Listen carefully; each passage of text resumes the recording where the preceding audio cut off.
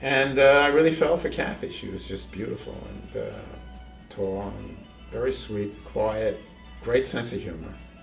And we supposedly were supposed to live happily ever after, but it didn't happen. And well, I was having financial troubles. I started doing drugs. Like to do cocaine. I smoked marijuana, did a little coke, did a little booze.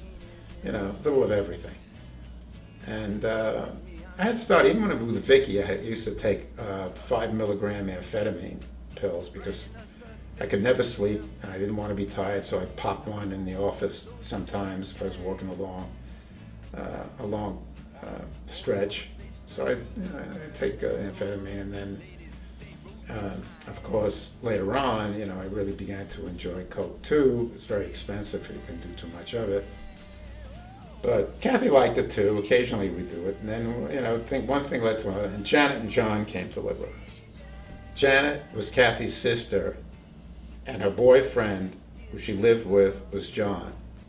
Okay, that was kind of the beginning of the end, because Kathy really resented them coming to live with us. And John, they had no place to go. They were kind of living sort of in a tent sort of place where you rented it, or they did charge $5 a night, I guess, and they didn't have any money, and John was a car thief, and he'd been busted, and he was waiting for his trial or come up before the judge. And so they came in, and they lived with us, and we had a cabana room, which was a room by the pool, and he fixed it up and put a double bed in it, because Janet had a child, Lori, too. Lori came to, she's a good kid. Lori came to visit us, and then she eventually moved in with the two of them. So the three of them lived in this little cabana room, which was like half the size of this living room here. And John did work around the house, and he was very handy. He built little things for us and did some work, all kinds of things. We got into antique cars. We drove up to Ohio and brought a car back. We had 2 cars. We was restoring them, which he never did. John had a way of stopping in the middle of everything because he liked his drugs. You do heroin, you don't feel like doing much of anything. He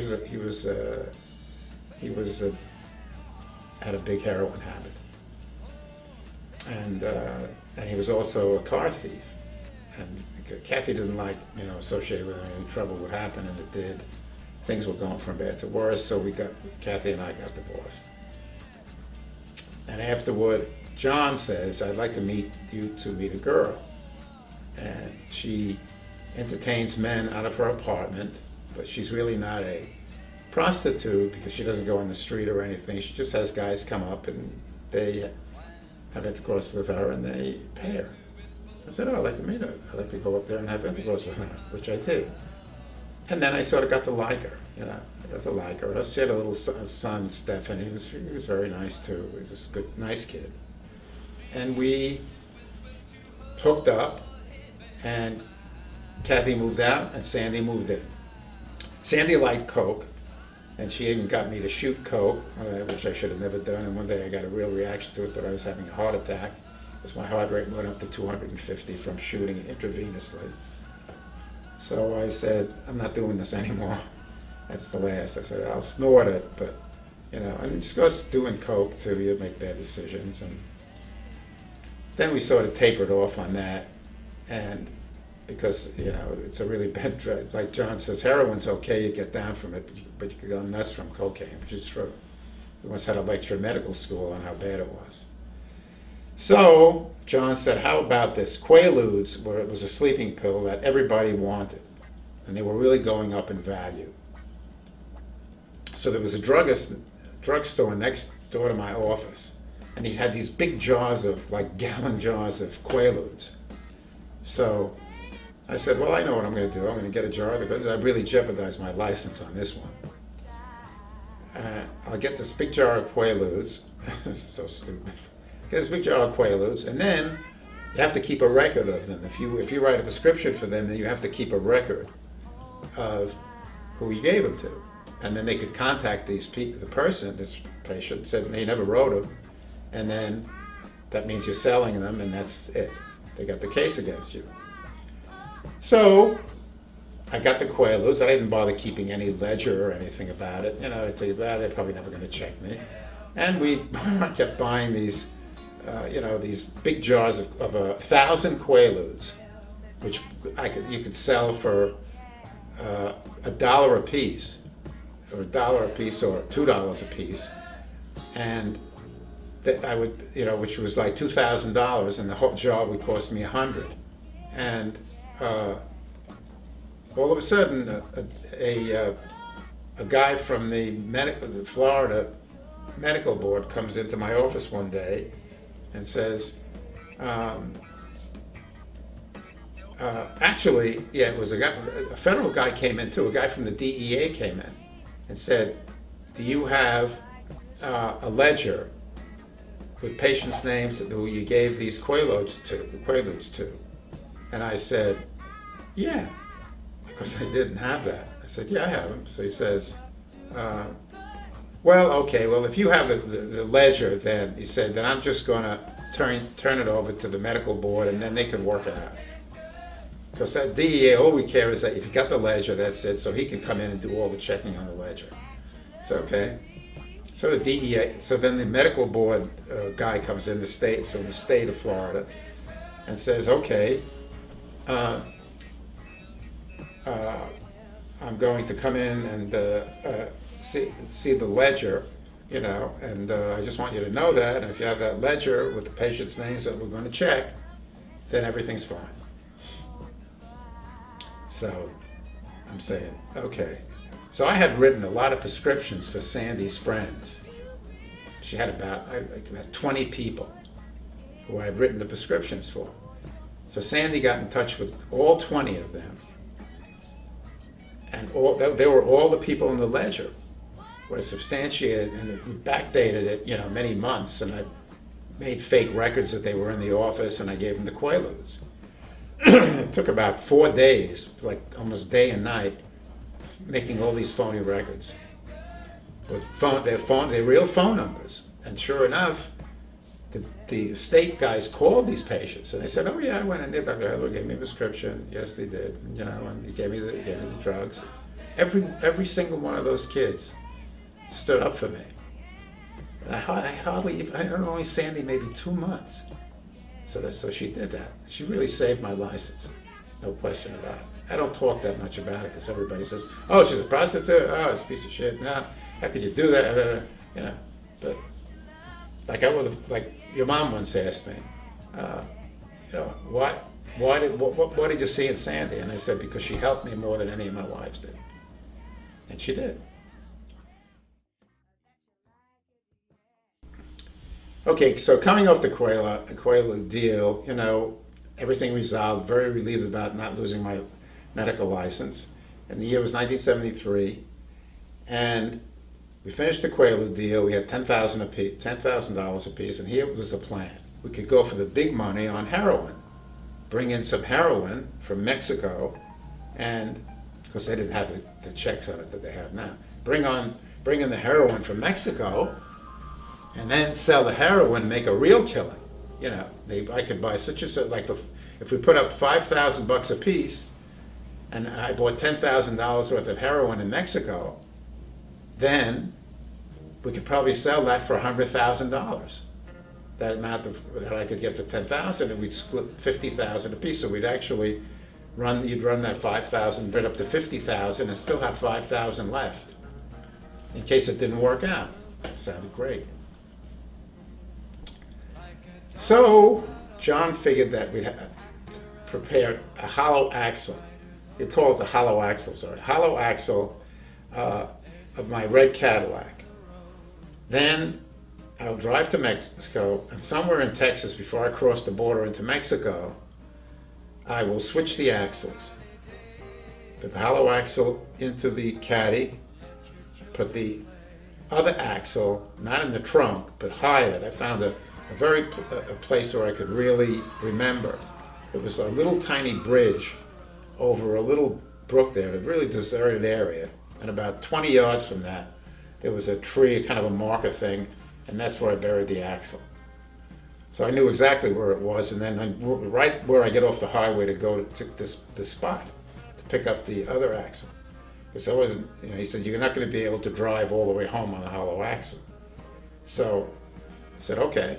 John, meanwhile, flew to Mazatlan to make his heroin contact and would get the heroin. The only thing was that John didn't know whether this guy actually did have the heroin and the quality of it. And I mean, John would have to check all that out. Plus the fact you don't like to go into a drug deal with a whole bunch of cash in your pocket unless you really know the guy's got the stuff and the deal is legitimate. So he took care of that end of it. Okay. So, and I gave him, and he had my $5,000 and his own $5,000. He had the money. Okay. Then I would fly over to Mazatlan and get the heroin, bring it back, put it into the hollow axle, drive over the border with it, where the dogs wouldn't be able to really get that because it's very hot under there. And the dogs just don't like to go under there because it's very hot and the fumes, and they have a very sensitive sense of smell. They would have never gotten, that was true. And so that was supposed to be the plan. But the only trouble is there were some things that happened along the way. So I take off from Mexico, and I was driving. I don't know how far the distance. I think it was 1,500 miles. It's 2,000 miles to Mexico, to Monterrey. That's where I was driving to. And I remember the first day I covered 700 miles. The first day. And then I got caught speeding in Texas. But when I saw that trooper, I said, "Oh shit! I'm glad I don't have anything with me." But he was pretty nice, and he let me go. He sort of stopped me. He was very surprised because I got out of the car, and he didn't think I was going to get out of the car, and he was, he thought I was going to jump him or something. I never forget that. He said, "No, stay in the car, stay in the car." But anyway, so that was the only little incident that happened on the way. I got to Mexico pretty nice. Coming over a big hill, I remember, and just getting over the side of the hill, the axle breaks. Just about make it into Monterrey, this thing, I could still drive the car, but it made a terrible noise, and I knew I wasn't able to drive it too much longer. So I think I pulled over and got towed into a hotel. I found a hotel, and it was a very nice Spanish guy and his family. He was the manager.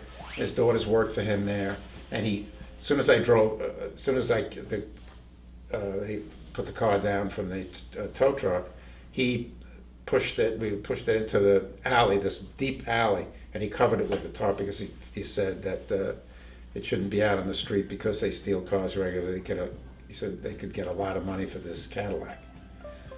And also John had put a gun into the side panel of the car just in case I needed it. I don't know what I really needed it for, but he still wanted to do that.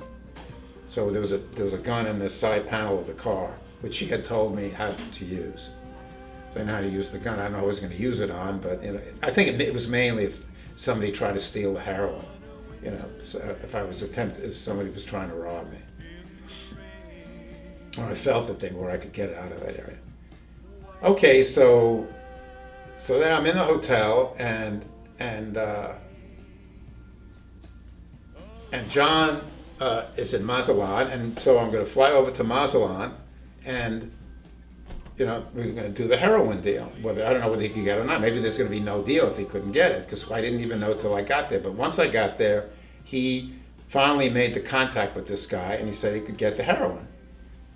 So I said, "That's great, but you're going to have to figure out a way for us to get it back because the hollow axle plan isn't working." He got the heroin, and I flew back to Monterrey while he decided what he was going to do. So I said, "Okay." Well, he said he'd figure out a way.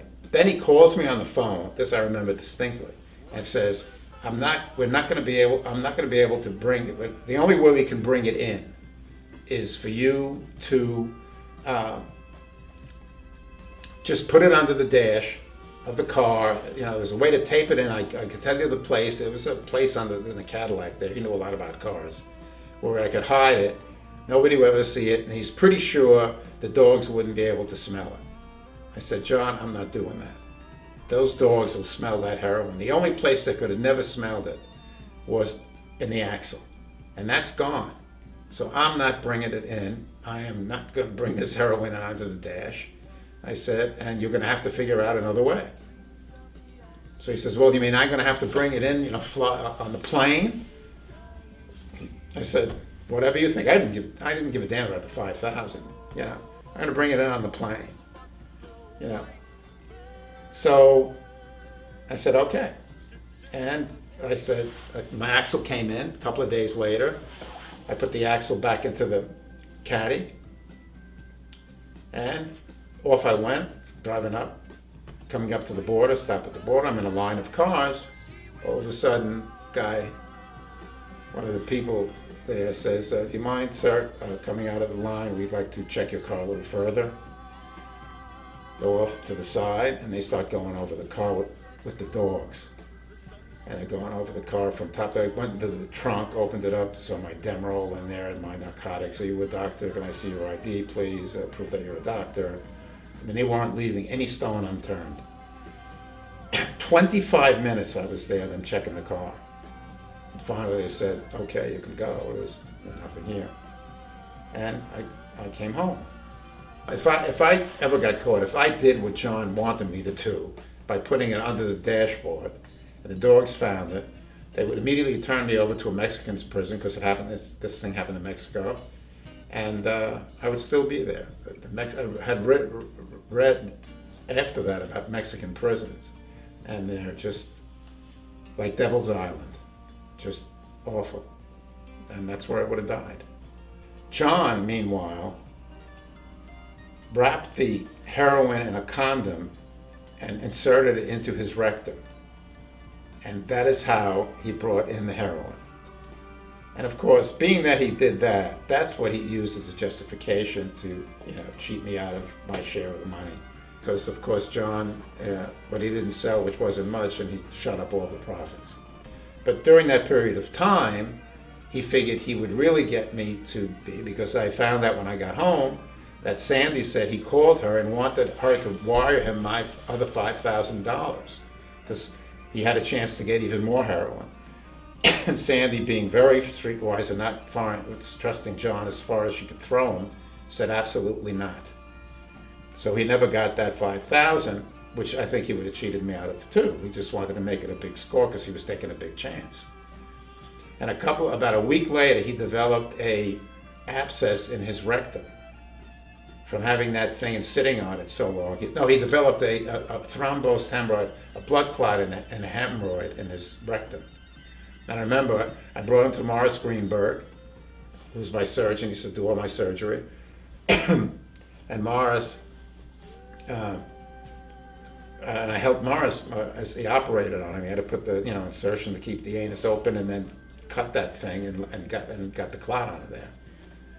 So I felt even sorry for him, so naturally he went through all that pain and everything. I said, the hell with it, and just drove.